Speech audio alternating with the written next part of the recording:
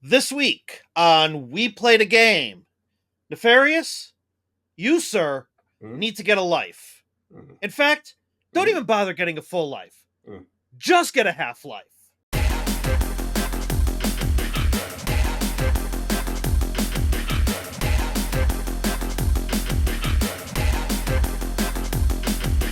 Hello, everyone, and welcome to We Played a Game, a Team Retro podcast where we like retro games and the devices that bring them to us.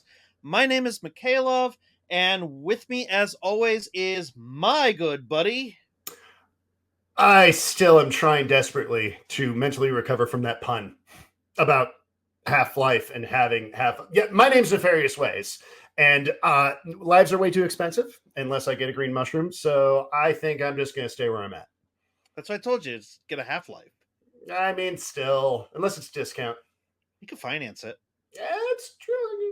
The money's out there, but with my credit card debt, I don't know. I'll talk to my broker. Yeah, talk to your broker. Get your Mm, accountant in on it. mm. Get yourself a half life. Can you imagine if I had an accountant? Wow, that'd be wild. I don't have an accountant. I'm my own accountant. And look how that worked out for me. I'm surrounded by retro handhelds. Success story. My credit card says differently. So Nefarious, Mm. we're back after a bit of a hiatus. Not planned, but we both went on vacation at the same time, Yep. and we both played a game, Mm-hmm. but we both took longer than normal to play said game. Mm. So, you want to talk to us about what we played? Boy, oh boy, would I ever. And I'm actually genuinely looking forward to why it took us longer to play this particular number than our past titles. So, as you could probably guess from the pun that still leaves a scar in my soul, we decided to play Half-Life, the original Half-Life that got the series started. So, before we begin, let's get one thing right out of the way. Regardless if you've actually played this game, you've heard of it. And what this series is all about is, as Mikhailov said, it's retro gaming. So people will have opinions on this. Some of it can be coming from experience. Some of it can come from a narrative. But it's in our DNA. If you mention to a gamer who is above the age of 20, they're going to know what Half-Life is, even if it was Half-Life 2. It's iconic. It's who we are. It's DNA on a screen. That being said, let's get back into it. So, Half-Life 1, November 19th, 1998, was a very important year. We had ourselves, alongside all the iconic moments happening, the launch of Game Boy Color and Saving Private Ryan hitting the title screens. And Valve comes out with its debut product. The first thing that Valve was ever able to put on shelves, virtually, is Half-Life. And Physically, too. Did come out on consoles. Yeah, physically too. That's true. Came out for I believe it was Sierra Online published it for Windows. And PS2. Yeah, it's not 1998 though. No, but it did come out for PS2 eventually. We're getting there, Mikhailov. We're in 1998. I'm sorry. You're ruining the timeline. Okay, 1998, junior in high school. Got it. All right. Yeah, don't give off too much of your age now. Oh, people know I'm old. Well, anyway, back in the day, 1998, when I was 90. So this thing comes out, is their debut, their first product ever. Valve comes out with this thing, and it's to critical acclaim. A little trivia on this one. Half-Life is actually the first game that coined the phrase first-person shooter. Beforehand, back in the mid-90s and early 90s and beyond, if you played a game in which you were a invisible person holding a gun, shooting at things, that was simply known as a Doom clone. Because Doom got this party started, but when Half-Life started, the producers genuinely wanted to come out, and they said in an interview they wanted to make something that wasn't a Doom clone. What this involved was what came around to be physics-based and some very interesting level design. But what is Half-Life? You are Gordon Freeman, our silent protagonist, and you are having yourself a particularly bad day. You're a theoretical physicist working at the Black Mesa Research Facility. You combine science with crowbars, and the weapons dropped cleanly from the dead.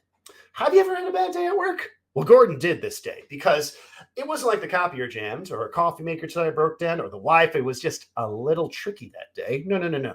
He stepped into work And within about 5 to 10 minutes of being there, before he can have his first coffee, he is involved in an experiment on an evil looking crystal, a story as old as time, or 1998 is in this case, and accidentally causes a pesky dimensional rift which triggers an alien invasion. Your job as our silent protagonist is to survive and maybe make some sense of it along the way. This game did come at a right time because it won well over 50 Game of the Year awards. This game boasts some incredible atmospheric storytelling. The atmospheric and visual storytelling is something that was keen at the time. There are no cutscenes.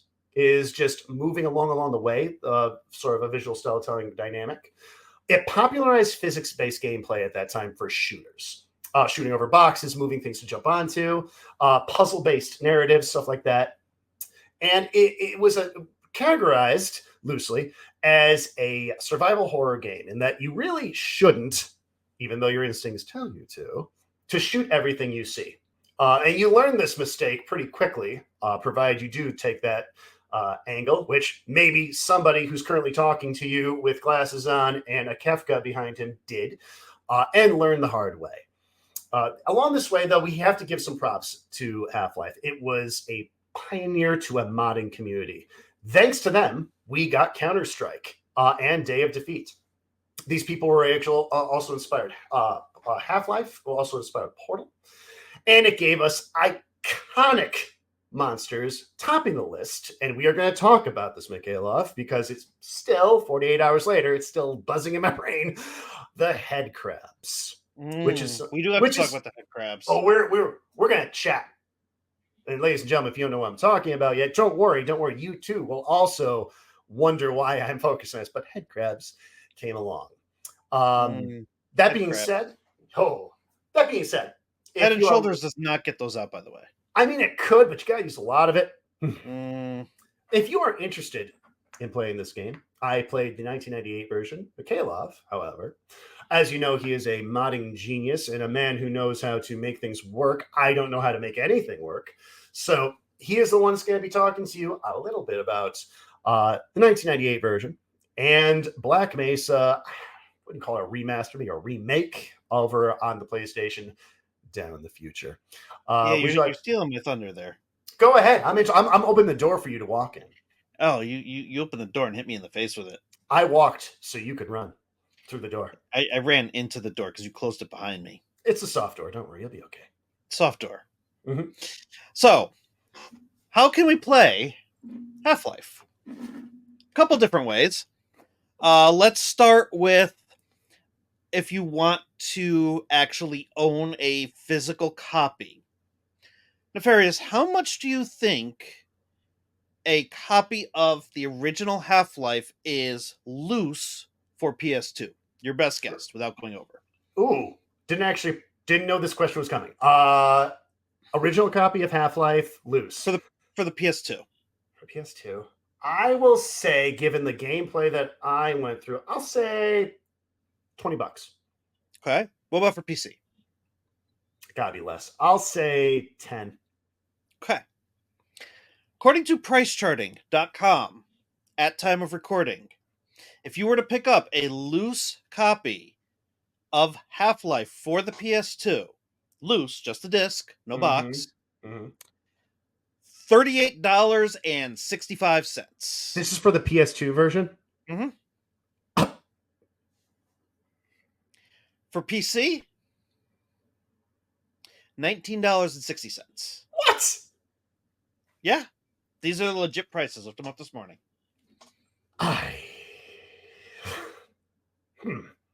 And funny story, I used to remember selling both of those at Toys R Us.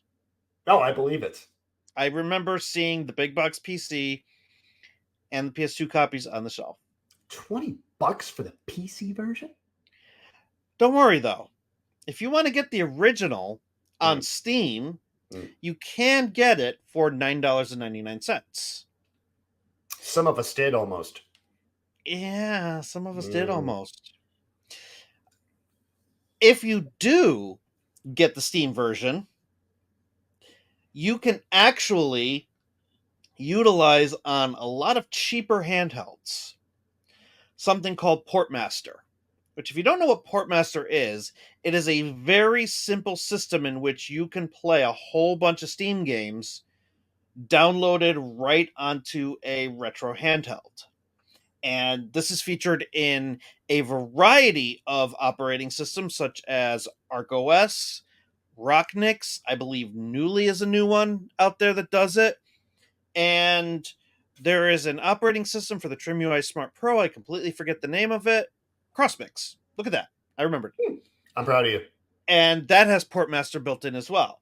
So if you have any handheld that you can play Portmaster games on, and you have the Steam version of Half-Life, you simply take your Valve folder, you put it on your SD card, and you are playing Half-Life on your handheld.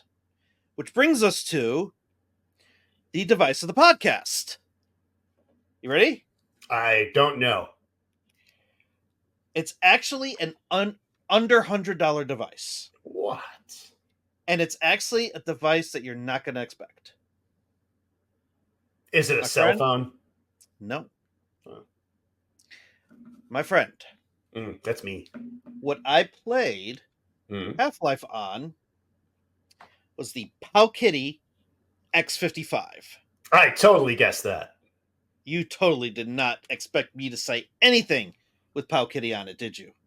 I knew it instantly. I was just holding back. That's how smart I am. Shout out to Go Game Geek for providing the Powkitty X55 so that I could play handheld on it. Much appreciated. Affiliate links will be in the video description, and if you are listening on Apple Podcasts or Spotify, links will also be in the show notes. So, having said that, first impressions? Here we go. Finally. Oh, can we just also back up a little bit? Was this your first time playing the game? Yes, for me? Okay. I've never played Half-Life. Yeah. I was going to mention that during my first impressions, you slammed the door in my face again. It's a soft door. Stop. Eventually, soft things over and over again do cause injury. Like a Nerf bat. Like a Nerf bat. Now, you've played this game before. Yes. And you've also played more games in the series. Yes. All of them. So, talk to me about this game from that perspective. Okay. When it first came out, I, like many others, I found it, I want to say I remember I found it entertaining. Back in the day when my standards for entertainment were lower. This game is marketed as a survival horror game. So I remember going into I'm a fan of survival horror. I've played and beaten every Resident Evil, every Silent Hill. I like survival horror. That being said, when I first played it, I found it entertaining, but I never finished it. And I always go back and think to myself, well, gee, why didn't I finish that? But I'll tell you what I did finish. Half-Life 2. Love that game. I'll tell you right now, I love that game. Counter-Strike, brilliant. Why didn't I? And I didn't know why I didn't finish that game until the handsome man over here said, hey, Nefarious, we're playing Half-Life. And I got super excited. You were super excited. That was caught on tape. Oh, that's right. There's video evidence. There's video evidence of how excited you were. Oh, I was thrilled because I didn't even see that coming. I'm like, oh my God, Mikhailov, we're playing Half-Life. And Mikhailov looked at me and he's like, yeah. And he said something akin to, I wonder what it's going to be like. And me being absolutely brain dead that day was like, oh, it's going to be great. Because I didn't hear Half-Life. I heard Half-Life 2. You did hear Half-Life 2, which we literally, like, 2 days later, oh yeah, I got my copy of Half-Life 2 all preloaded on Steam, ready to go. I'm like, Nefarious, we're playing Half-Life 1. Yeah, and that phrase that you just heard him say is when the darkness, you ever have a memory that's so traumatic, you don't realize it happened until there's like a spark. As soon as he said that, I remember. Started shaking immediately. Mm-hmm. I was there. I was teleported to my dorm room, sitting there in my computer, watching myself play Half-Life and turning around in slow motion to my roommate at the time and saying, why is this game so popular? And here's why. I did not finish the game because it fell apart in my view. Now, Mikhailov and I are going to be giving you some harsh critiques. My suggestion for anyone listening is we've got to look back, ladies and gentlemen. We got to look back, and we got to realize what we liked back then may not have aged particularly well. Now, unlike our review of Ocarina of Time, I don't think this game holds up. And there's one major point I'm going to make about this.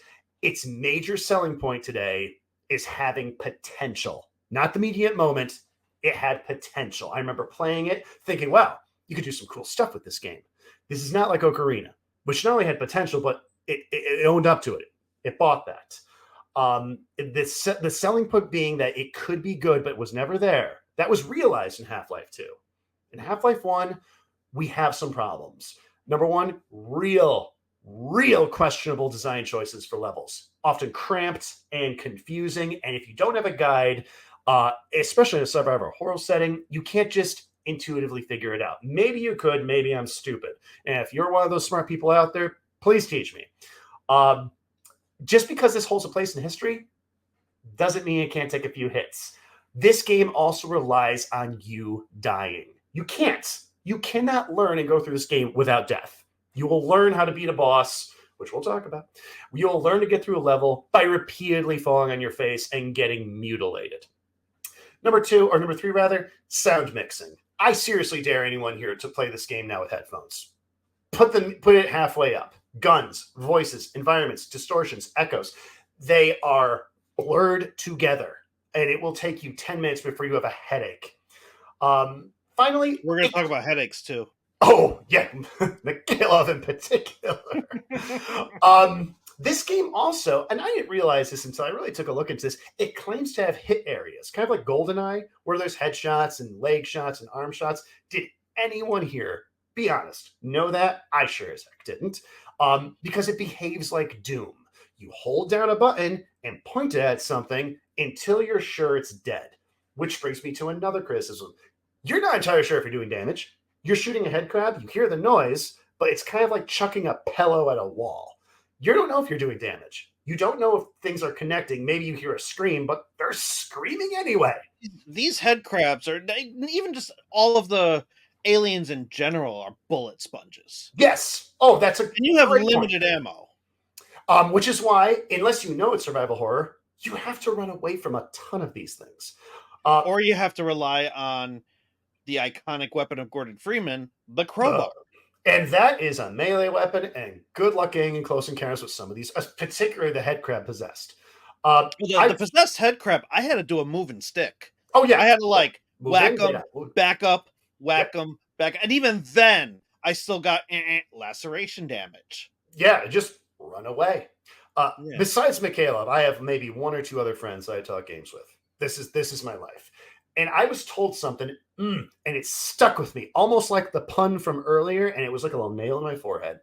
I was still saying, waiting for you to get a Half-Life. I'm not doing it. It's too expensive. I was told. We had this conversation. I was told, and maybe you'll appreciate this, Mikhail. I was told this person told me. He looked me in the face and said, you don't have to like the game. You have to read about its legacy to appreciate it. And that struck me as ridiculous. If you have to like a game, if I don't want to play it, the whole point of it has to be fun. If the idea of me having to like a game is for me to have to read about the lore and the legacy of the game, and then, oh, wait, I changed my mind. I guess I actually did like it. Then it's not really a game, it's homework. And I understand that the legacy and lore behind Half-Life is enormous. Not even mentioning half the things, such as a G-Man and the plot behind it, which, admittedly, you read about is thrillingly entertaining. No, go ahead, finish up. Okay. I was just going to say that if I have to read a legacy to appreciate a game, then the game's not there for me. The legacy is, give me the book. And just to make sure I'm not being petty, because Mikhailov over here, he will tell you in many of his videos, if you don't like a handheld, here's a few others that can work.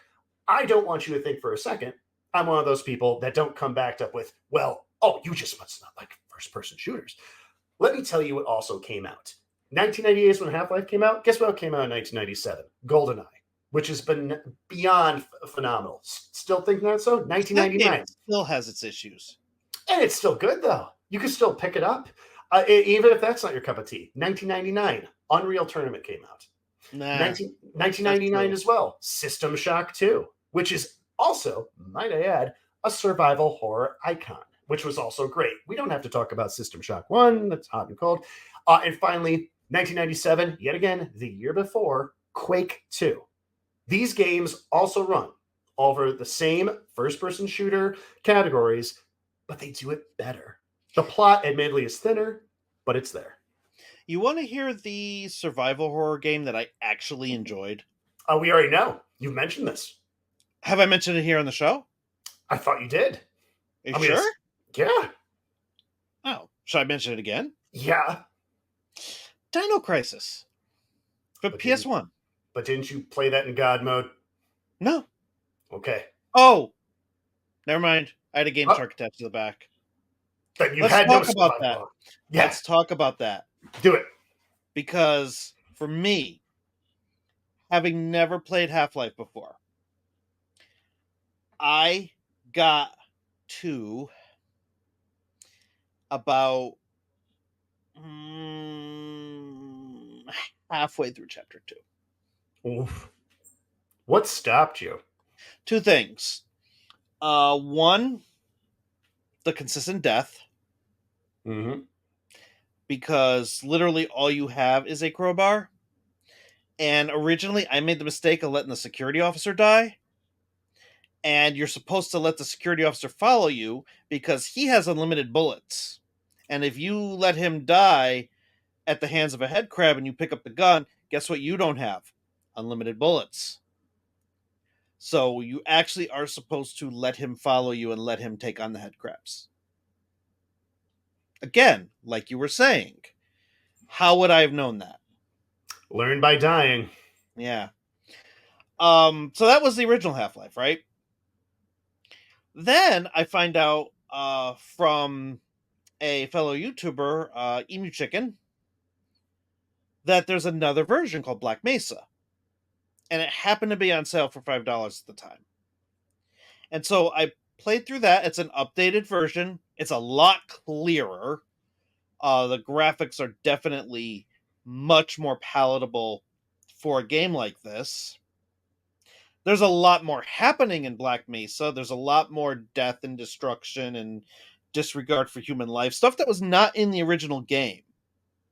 Like, I saw, and I didn't see this in the original game, I saw a scientist trying to climb into a vent with his friends, and he was on top of a ladder, and he's trying to climb into the vent, and then all of a sudden he falls to his death, and you hear digestion noises, and all of a sudden you hear a belch, this big giant belch, and out of the vent comes human remains, just rains down on the dead body of the scientist. That's in the original, minus the visuals.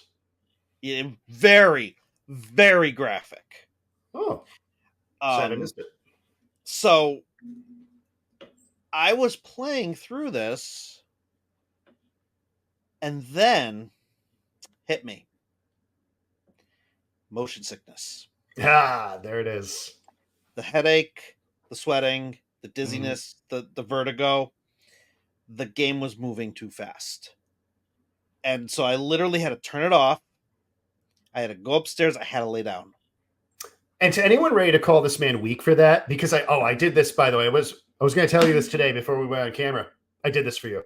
Anyone ready to call him, oh, well, look, he's an older guy and he must be motion sick. No, this is a common complaint with this game. Original and remastered is motion sickness because of the level design. So you're not alone. So I was ready to give up right then and there. I think I had actually texted you and I was like, you did. I'm done. Let's just record the podcast, move on with our lives. You did those phrases. And then I went back to the Pow Kitty and I saw an option, console. What's this? A quick Google search. Hey, there's cheats. It's always dangerous when the word console pops up with you. So, God mode on. played about 6 hours of the game on Good for God mode. you. Got to chapter 7. Nice. However, I was playing a different game at that point because the survival horror aspect of the game was no longer a concern because now I knew that I wasn't going to die. Now I started appreciating some of the little nuances in the game that you would never appreciate if you were just trying to get through it and survive. The monster design, the alien design, the head crab specifically. I'd never seen a head crab before. And so, you want to hear what I like about the head crabs? I don't know if I want to know. The head crabs are kind of an ingenious design because they literally will jump on top of a human's head, eat their head, legit eat their head, brains, probably all the way down to the bottom of the jaw. And in the act of doing that, they take over the body, and now they can walk around as a head crab on a human body. And so that's like one of the first enemies you end up seeing is you see this crab walking around on a human body, and you could tell it's one of the scientists because they're wearing a lab coat. It was probably Bob from accounting. Rest in peace, Bob from accounting. And that's another thing about this game is that there is so much disregard for human life. You are very clearly in a situation where the majority of the people who work in that facility do not make it. Can we take this opportunity to just say out loud and confess to the internet? You have not seen a head crab since 2024. This is your first. I thought this was specific to Half-Life. Uh-huh. Yes, I've never seen a head crab until last week. My 2 weeks God. ago. What about whenever we played this game? What about like the plushies that exist? Because you know there are some cute head crabs out there. No. You never. Wait, you're telling me that I could buy my son a head crab plushie? My God. I could be like, here, my 3-year-old son, here's a stuffed head crab, and he could be like, I love it so much. You didn't know. My God. No. Why? What is the problem here? You've never seen or heard of head crabs before? Like, no. You've heard of Half-Life, though, right? I've heard of Half-Life. I've never played Half-Life. My God. I learned of head crabs when I played this game, which was I know within the last month. I know what you're getting for Christmas this year. Please tell me I'm getting a stuffed head crab. It'll go in my classroom. You are definitely getting crabs this year. All right, time for some crab. At least get one for Kyle. You want me to give him crabs? Okay. I want you to give him a crab. Can do. Just one.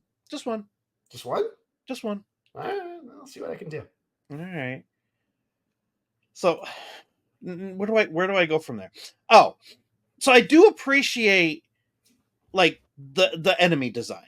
I do, and I do appreciate the story. I think the story itself is rock solid. Like trying to escape this facility that you walked into that morning and was perfectly functional, and you legit reduced it to a pile of malfunctioning torture just by pushing a crystal into some lasers. And I do appreciate a lot of that. Like, I could see how at the time all that was groundbreaking. But even with God mode on, this gameplay is not good. I'll tell you it's not good, because once you start using cheats and you get rid of the I'm gonna die multiple times aspect of this game, now you have the platforming. And the platforming just flat out stinks. Yep. Just bad. Yeah. Like climbing ladders is bad. Climbing down ladders is bad. Jumping from one box to another is bad. Walking across a pipe and you think that you're perfectly fine. Oh no, all of a sudden you're in radioactive sludge and you're dead. Knowing what is actually something you can jump on. Maybe, maybe not. Find out. Yeah, and if you don't find out, guess what? You're dead. Uh-huh. So, yeah, no. Gordon Freeman, not Mario. Mm. So, we ready to get into ratings? I mean, I don't think there's going to be much mystery here, but let's talk where we put this game. You want me to go first? Oh, I definitely do. So, I was originally going to rate this horribly, I remember. but I can see some of the love and attention that went into it. Unfortunately, you have to get past the gameplay to see the love and attention. And I have to appreciate what this led to. Like, this was almost like a beta test for what would become some amazing games. And so I have to give it a little credit for that. But playing this game in 2024 is just not it. Mm. So taking all that into account, the story, the alien design, the setting, those are the positives. The negatives being the platforming, the challenge, and the broken mechanics. I'm going to give this a solid 4 Gordons Mm. out of 10 Freemans. Mm. By you, That's one. Nefarious. That's one more than I thought you'd give. Really? Oh yeah. Um. So I have to echo a lot of what you said. And I think too, this didn't just win 50 Game of the Year awards because it was a terrible game. It literally invented the first person shooter term. It brought in so much. I'm a big fan of Portal. I loved Counter-Strike. And what came after it was worth mentioning. I'm still stuck on what I was told before, though, that in order to appreciate the game, I have to read about its legacy, of what came after it.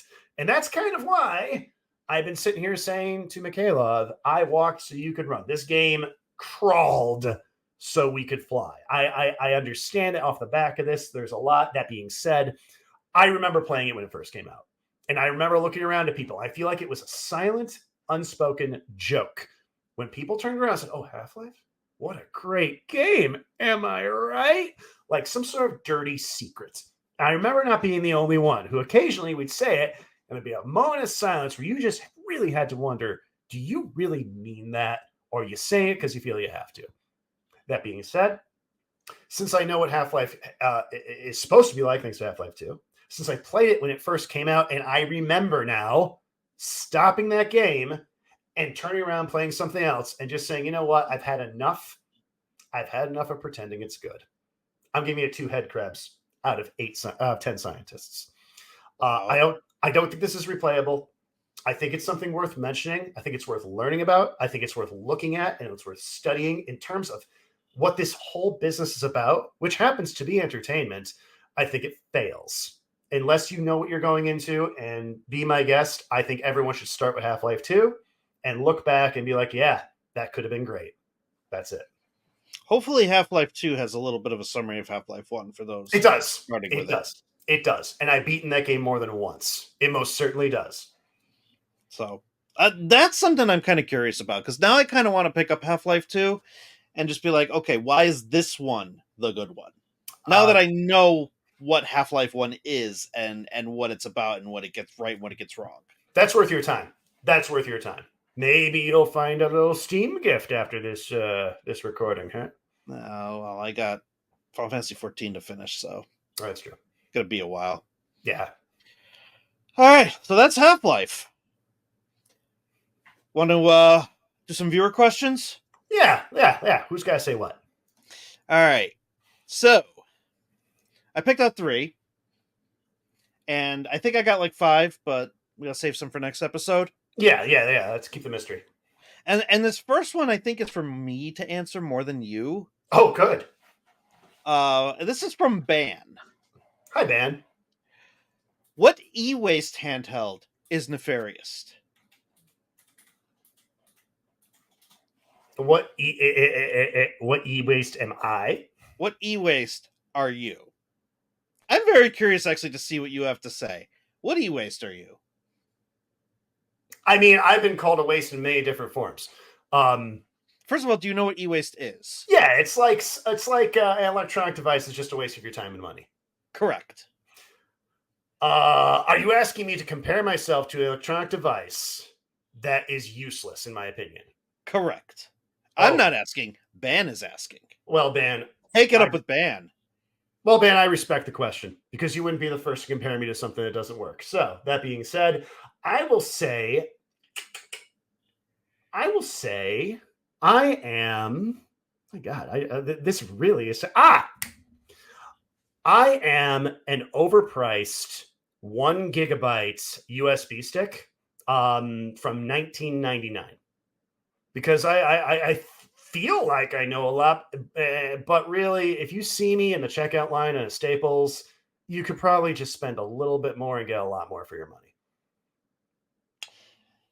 You know what I think you are? Oh, I can't wait for this. You're a 4 terabyte SATA drive. You know what? Maybe you're a scissor door. Well, a scissor door is charming, yet weak. Just like me. Oh my God, we've landed. Here we are. But a 4 terabyte hard drive, 4 terabyte SATA drive, has a lot of crap on it and is unusually slow. Yeah, it kind of does work. Huh. So what e-waste would you be? You have to take one for the team too, because I have an answer for that as well. Go ahead, give me your answer. No, you go first. Yours is yours. I am a. That's a good question. What e-waste am I? I mean, I'm full of useless knowledge, and I tend to help people with tech things. So, I'm a diagnostic tool for your car. The thing you plug into your car, it tells you what the codes are. Occasionally, you could reset the code so that the check engine light just come back on 2 hours later. You know what I think you are? What? I think you're a Roomba that people buy off Macari that's been used before and may not really clean the house that well, but the cat loves to ride on it, which makes you adorable. Funny story. Ban has a Roomba in his house. Does the cat ride on it, Ban? Because I'll tell you right now, that is the apex of Roomba. I don't think he has animals. Well, we'll fix that. Let me know your address. Unless you count his chin beard. You have to meet Ban one day. Ben, send me your address. I'm going to mail you a cat. I really hope he listens to this podcast. He's just going to send me a reply in Discord in all caps that says rude. You just send me that address. I'm sending you a cat. If you take too long, I'll send you 2 cats. I'll send him a dog. Oh, a dog and 2 cats. Ben, you're making out today. Yeah, he's making out. He usually just gets sent handhelds. All right.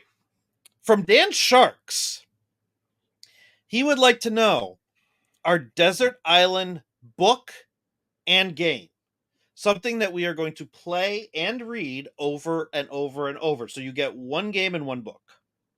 Can the book be a series or is it just a single standalone book? He says book. Single book. Wow. I think I know what yours is, but I want to see what you're going to say. You think you know my book? I think I know your book. I don't think you do. Well, game-wise, it's really no mystery what that's going to be. I've been a fan of Earthbound my entire life on the SNES. If I'm going to waste away on a desert island, I'll do it with Ness. So give me that Earthbound. If you can send me the strategy guide too, I won't need it, but it'll be some good reading. Maybe that'll count as my book. If that doesn't count as my book, then I know what you think I'm going to say. What do you think I'm going to say? I think you think I'm going to say The Great Gatsby. God damn it. Yeah. See, it's that Roomba thing. I know which wall you're going to bump into, but it's not. My book would probably be Good Omens by Neil Gaiman. I love that story. Reminds me of good times, and it's a damn good read, let me tell you. My book would be Ender's Game. Oh, good choice. My game would be Chrono Trigger. You wouldn't be bothered by the fact that in Ender's Game it's a series and you would never be able to read the second book again? No, because I've only read the first one. What? And actually, no. That's a lie. I read the first one and I went halfway through the one where it was from Bean's point of view. Shadow of the Hegemon? Yeah. Actually, no, I finished that one. Oh, then you're farther along than we think. Yeah, no, I read those too, but it's basically the same story from two people's point of view. Yep. Have not watched the movie because I don't think I want to. You don't. You don't. You don't. Okay. Save yourself some pain. Okay, that's good. Besides, I kind of like my headcanon as to what the characters look like and Yeah. what the planet that they end up on, like they end up like taking over a base from That's the right. enemy, and it's actually my headcanon for that is really cool. Keep I it just there. yeah, I don't want to see someone else's interpretation. Don't blame me for a second. Last question Mm. from Willie. Hi, Willie. Imagine if someone made your perfect handheld in almost every way, but it had either a crummy D-pad or a crummy screen. Which one would you prefer? Crummy D-pad all day. Dang. Are you kidding me? I'll take. Wait. Stop right there. I did. Stop right there. I I did. actually think I did that wrong. You did? You would prefer the crummy D-pad. Yes. Why? Because I want to be able to at least see what I'm playing. I need the visual. If it takes me a second to move her a little bit, are we also assuming that my perfect handheld doesn't have like analog sticks? Ooh, that's a good point. Because that's okay. I just won't use the D-pad, or I'll play games that don't require the D-pad, or ones that aren't heavily reliant. I'm not going to play a fighting game on a handheld. So sorry. So yeah, I want to be able to watch what I'm doing. If I can't watch, no, crappy D-pad. Easiest answer ever. So I thought you said crummy screen, which is why I No, said all day with you.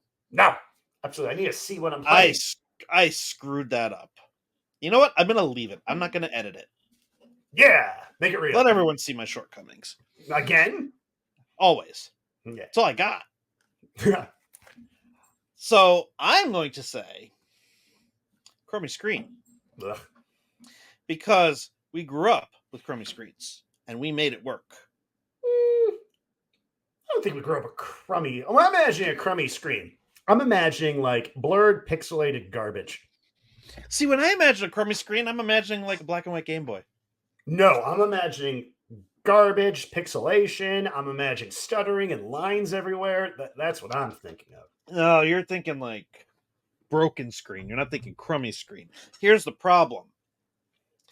I recently reviewed a handheld that has kind of a crummy D-pad and a crummy screen. Oh, we all know. We all know. I'd rather the screen was fine. It was passable. The D-pad is miserable. Yeah, I know. We know. Trust me. We know. So I'd rather be able to play the game than I'm assuming with a crummy screen that it's a passable screen. It's just not great. I need to be able to watch what I'm playing. Cutscenes are a big deal. Depends on what you're playing. I mean, does it? Yeah. Imagine you're playing Chrono Trigger, and that goes to that iconic moment where you go to Magus's castle, and it zooms up to that moon, and instead of it being the moon and the gargoyle and the bats, it's just blurred mess, and there's lines everywhere. You're not sure if that's the moon. It could be a pancake. I don't know. And Magus with his cape sweep, it's just kind of like I couldn't play it. I would then all of a sudden get very hungry for pancakes on that deserted island. Makes sense. Put the game down, go find some bird eggs. And you wouldn't even really need to use the D-pad that much in Chrono Trigger. Just throwing that out there. Yeah, that's true. So, you sure? I don't know now. Well, that's our show. Ready to get on with the house cleaning and move on out? Let's clean this house. All right. If you would like to give us a 5-star review on your podcast platform of choice, Apple, Spotify, wherever you get your podcast from, we'd greatly appreciate it. If you like the show, give us a 5-star review. If you hate the show, give us a 5-star review and tell us what we can do better. If you would like to support the Team Retro YouTube channel, you could do that on youtube.com/@teamretro.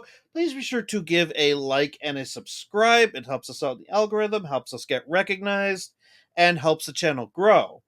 And if you would like to support the channel financially, you can do so on patreon.com/teamretrogue. And if you decide to take the plunge and become a monthly patron, you get the episodes early and ad free. And you also get your name read on the show each and every episode, like these wonderful people: Neil Spartan, Michael Benny, Dan Sharks, Andrew, Regs, and Ban 675. Nefarious, Yeah. give Andrew a compliment. So, Andrew, I gotta tell you, man, every time I see your name, my day gets just a little bit better. Wanna know why? Because look at yourself, man. Do you ever just walk by the mirror and feel better about yourself? Maybe you do. Wanna know why? Because that's how the world feels when the world looks at you. A mixture of both pride and strength. You walk into this world, and with each step, the ground just feels a little stronger, a little bit more supported, and people need you. And thank goodness you're around because, Andrew, besides being strong, you're just beautiful, man.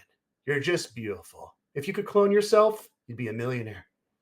Andrew is a beautiful man, just so you know. I know. The world knows, man. Andrew, my God, look at yourself. Gorgeous, man. So that's our show. So, before we leave, what are we playing? Oh, yeah, I forgot we do that now, don't we? We play things, huh? Yeah. Well, what are our options? Let me pull up Yeah, pull something up. the game of the month, courtesy of retrohandhelds.gg. Shout out to Rapid99, who maintains this every month, does a great job doing it. You're handsome too. He is a handsome dude. I know he is.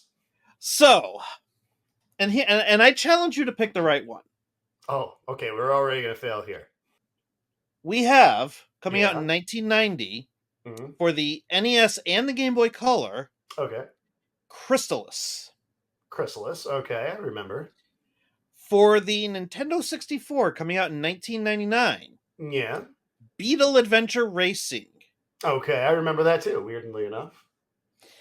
And on the Nintendo Switch, but also originally available for the Nintendo DS, coming out in 2010, Ghost Trick Phantom Detective.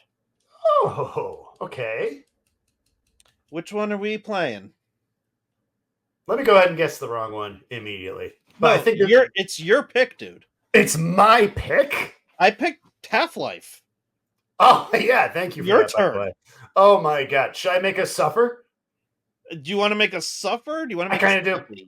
Happiness is overrated. At the time of this recording, unless you edit it, in which case, Ed Mikhailov, if you disagree with me, I give you full permission from what I'm about to say to dub over your voice and make it say the better one. Are you ready? Okay. Pausing for you to dub. We are going to be playing Chrysalis. I was not expecting you to say that. I know. I know.